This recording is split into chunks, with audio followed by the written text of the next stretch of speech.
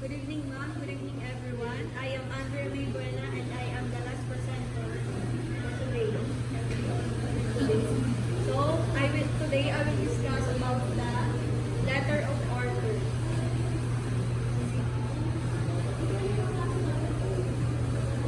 A letter of order, also known as a purchase order, is a formal document that outlines the terms and conditions of a purchase agreement between a buyer and the seller. It serves as a legally binding contract that specifies the goods or services to be purchased, the quantity, price, delivery date, and payment terms.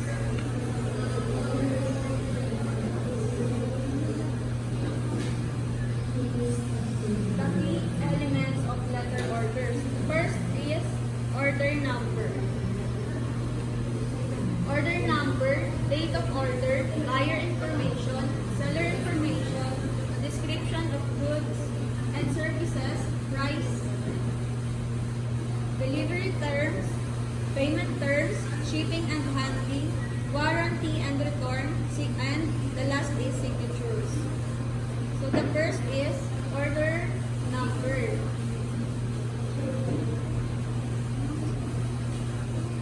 Order number. A unique identifier assigned to each order for tracking purposes. It acts as a reference number that identifies the specific purchase of order, making it easier to organize and keep track of transactions and communicate with customers. The second is date of order. The date on which the order is placed.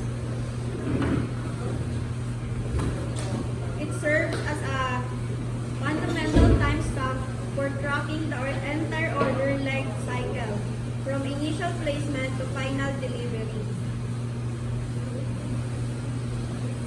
Buyer information. Name, address, and contact details of the purchasing party.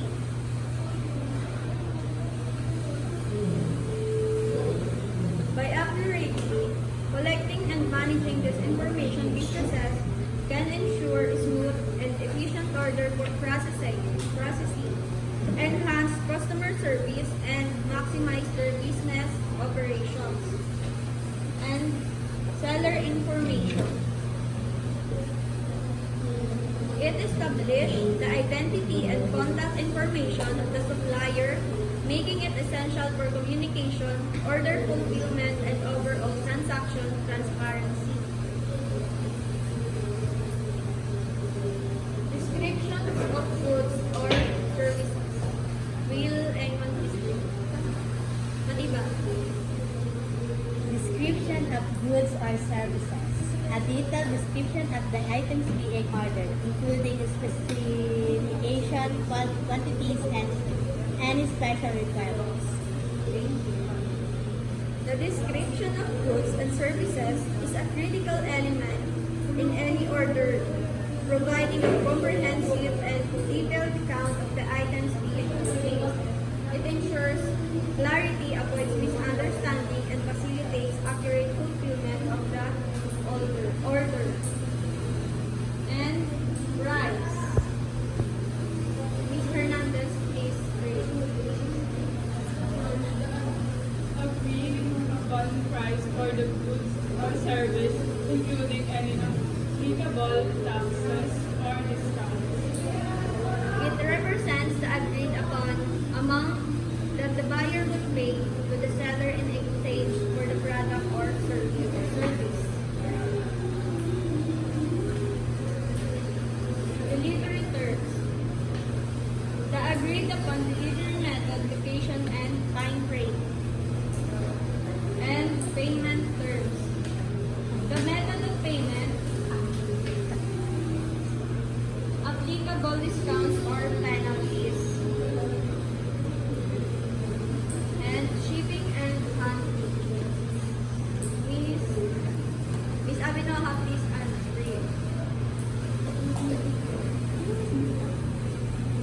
Shipping and handling. Shipping and handling details regarding shipping costs, delivery plans, and any special handling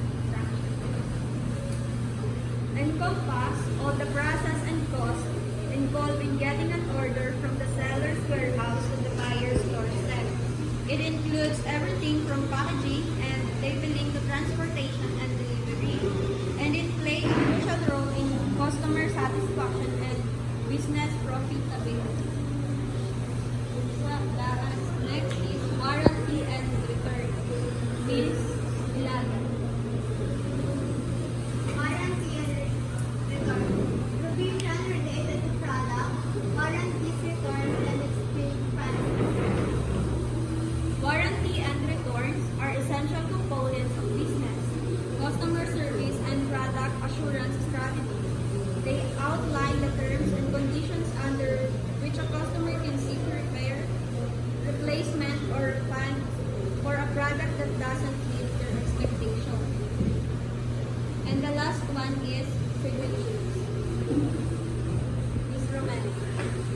Signatures of authorized representatives from both the buyer and seller, signifying acceptance of the terms and conditions.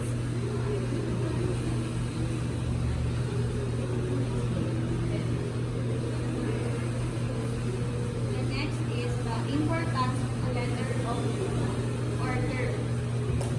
The first is legal protection. Sorry.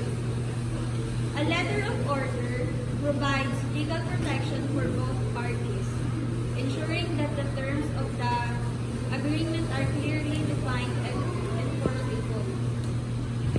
The second is clear communication. It serves as a written record of the purchase agreement, eliminating any ambiguity or misunderstanding. Tracking and management. It facilitates efficient tracking of orders, deliveries, and payments. And the last one is financial control.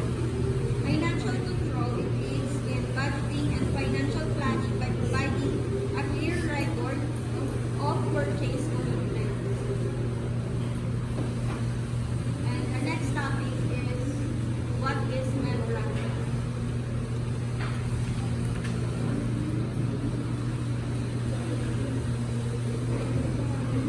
Will you please read? Magpantay.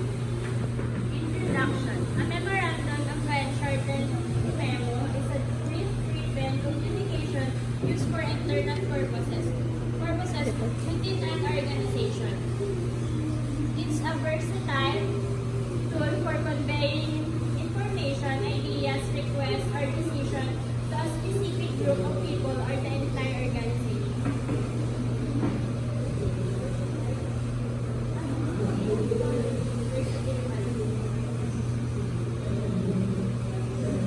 Key characteristics of memorandum. The first is formal code.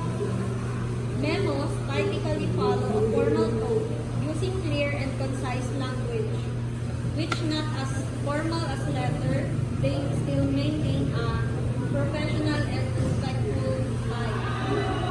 The second is concise and focused. Memos are designed to be brief and to the point, focusing on delivering the essential information efficiently. They avoid unnecessary jargon or lengthy explanations. The next is a specific purpose. Each memo has a clear and specific purpose, whether it to inform, request, or announce something. Structured format. Memos typically follow a standardized format, including a header with the sender's name, recipient name, date, and subject. The body is divided into sections for clarity and is for reading. The common types of memos.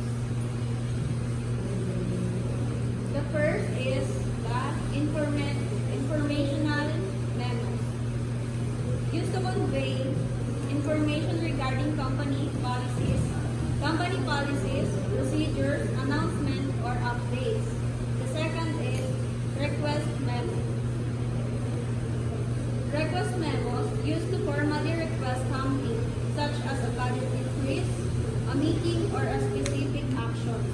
The third is decision made memos, used to announce a decisions made by management, outlining the rationale and implications. The fourth is policy memo, used to outline new or reused company policies, providing detailed guidelines and expectations. And the last one is recommendations memo, used to present recommendations for improvements, solutions to problems, or new initiatives. Benefits of using memorandum.